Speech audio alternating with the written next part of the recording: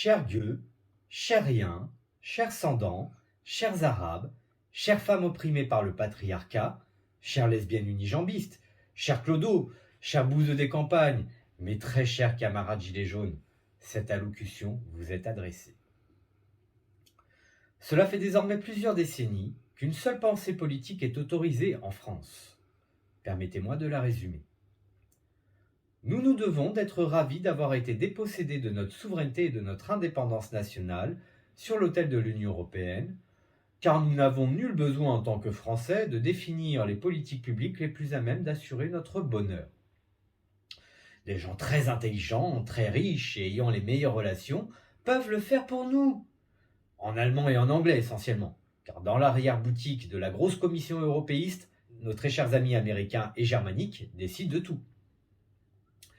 De la même façon, nous devons aimer les États-Unis d'Amérique, adorer leur guerre choupoutou contre les méchants pays arabes laïcs ou contre la Russie, car les populations de ces pays sont complètement débiles et ont besoin de quelques bombes démocratiques pour s'élever dans la transcendance progressiste occidentale avant de pouvoir nous pardonner de tant de destruction, tant d'humiliation et tant de sang versé pour embrasser les valeurs du camp du bien. Il va de soi que nous nous devons d'être mondialistes et haïr la France dans tous ses aspects.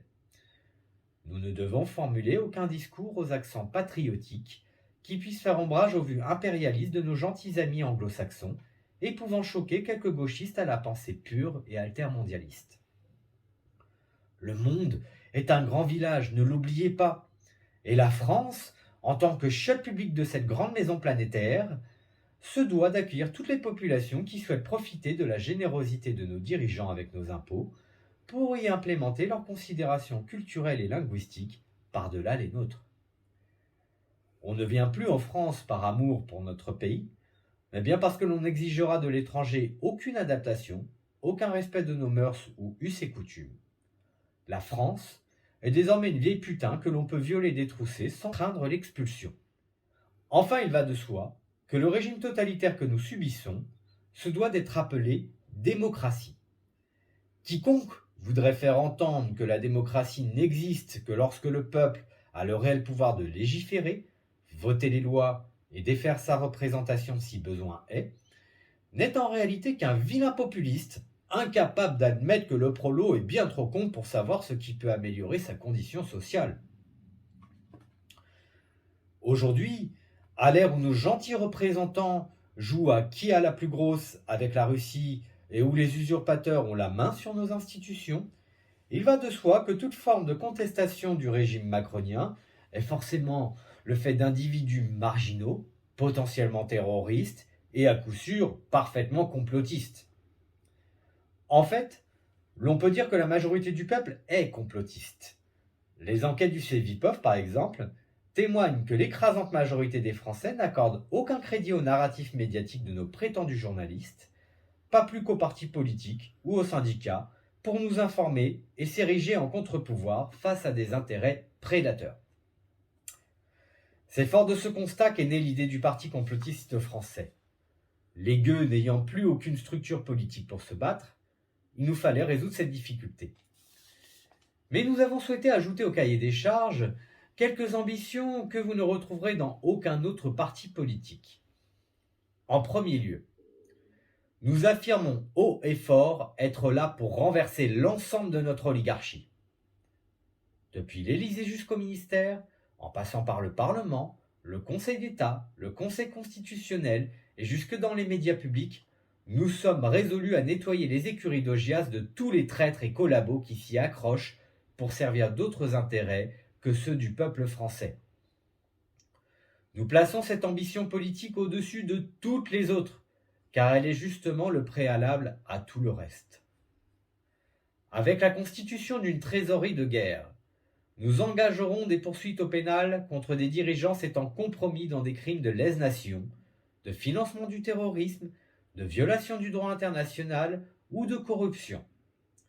Et puisque la justice est au mieux excessivement lente à instruire une affaire et la juger, au pire totalement aveugle ou impuissante, nous nous tenons prêts à organiser des tribunaux d'exception pour juger publiquement et de façon populaire tous les traîtres actuellement au pouvoir.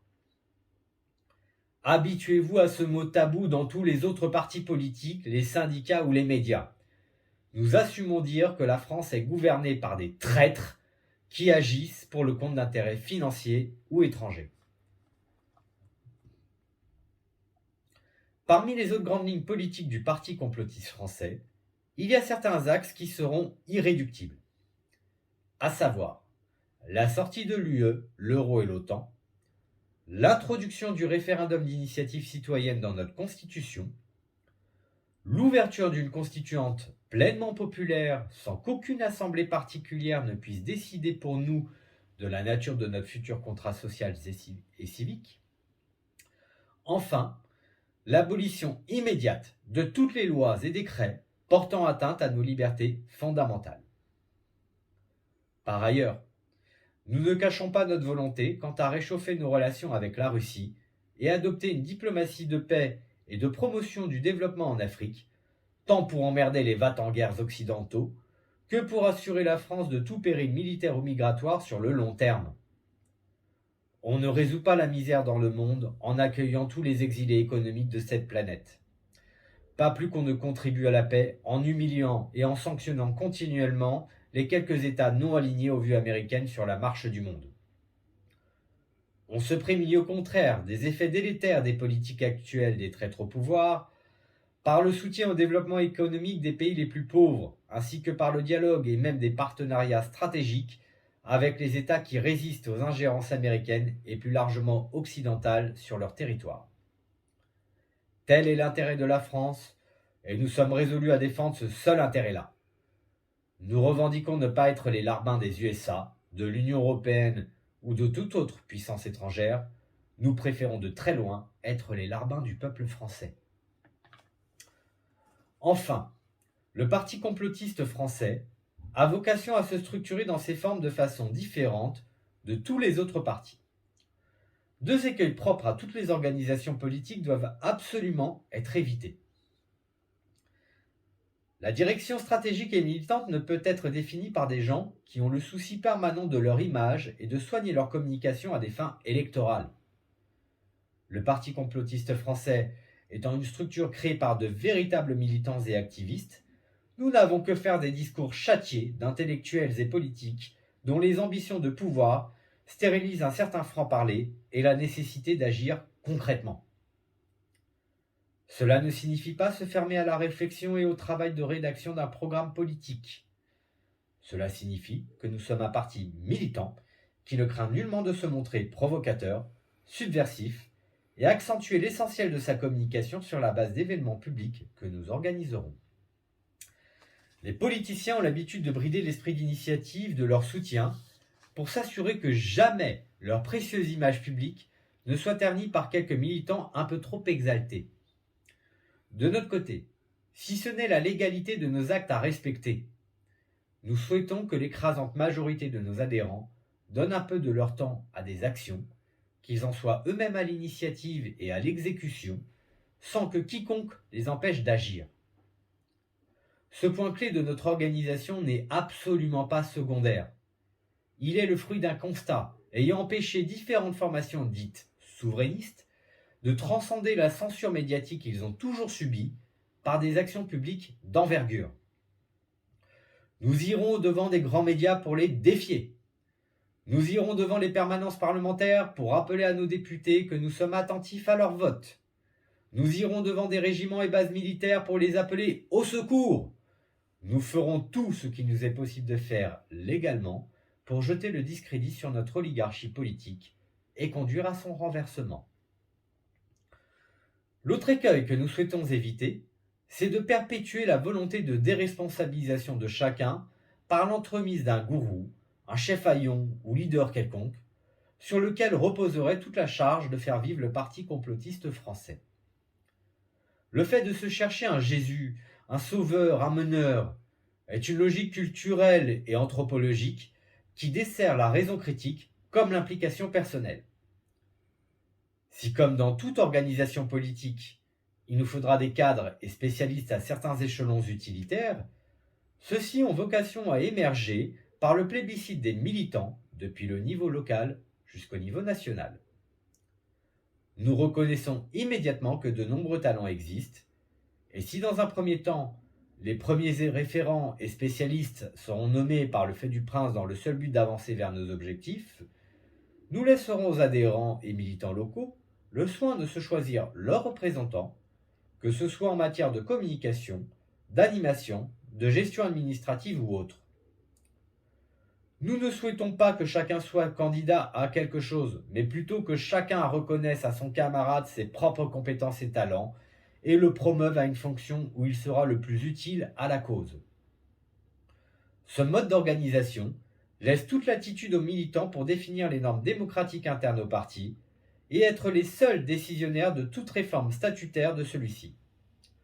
En outre, aucun de nos cadres ne souffrira d'un quelconque déficit de légitimité auprès des militants, puisque ce sont ces derniers qui les auront promus à leurs fonctions. Enfin, puisqu'il faut conclure cette présentation, sachez que par le nom même de notre parti, nous faisons valoir notre sens de l'autodérision et la volonté de faire rire les Français sur la chose politique, sans quoi nous ne pourrons jamais les intéresser à nos propositions. Nous ne faisons pas semblant de croire que le peuple serait fortement politisé et impliqué.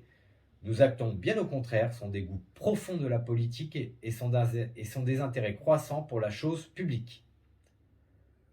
En voulant axer notre communication en partie sur la subversion et l'humour, nous sommes certains de toucher un public autrement plus large que si nous nous bornions à de grands discours tour à tour pleurnichards ou grandiloquents. Nous sommes des gens du peuple. À ce titre, nous restons connectés à la réalité de celui-ci et souhaitons lui arracher des sourires au moment où tout ce qui est politique est de nature à le rendre toujours plus apathique et désinvesti. Ainsi, si vous avez le sens de l'autodérision, que nos ambitions politiques incompressibles sont aussi les vôtres, et que vous cherchez une structure qui ne vous contraindra jamais à l'inaction pour ne pas déranger quelques communicants en haut lieu, rejoignez dès maintenant en adhérant au Parti complotiste français. L'adhésion est à tarification libre, ce qui signifie que si vous êtes un gueux sans le sou, votre obole, aussi symbolique qu'elle soit, aura autant d'importance que celle versée par une personne un peu plus à l'abri des difficultés matérielles. L'argent est certes le nerf de la guerre, mais l'engagement militant est encore plus important à nos yeux. Je réitère que le Parti complotiste français est une structure forgée par de réels militants et activistes, et nous érigeons en valeur sacrée celle d'agir à sa mesure pour faire entendre nos idées. Si vous comprenez que le salut de la nation repose sur la volonté de mobilisation du plus grand nombre, alors vous trouverez dans le Parti complotiste français tous les leviers nécessaires permettant de performer en ce sens. Dans l'attente de vous retrouver parmi nous, j'invite chacun à ne surtout pas désespérer de la situation. Nous avons les moyens de renverser la table et il ne tient qu'à nous de se battre à de telles fins. Vive les gueux que nous sommes et vive la France!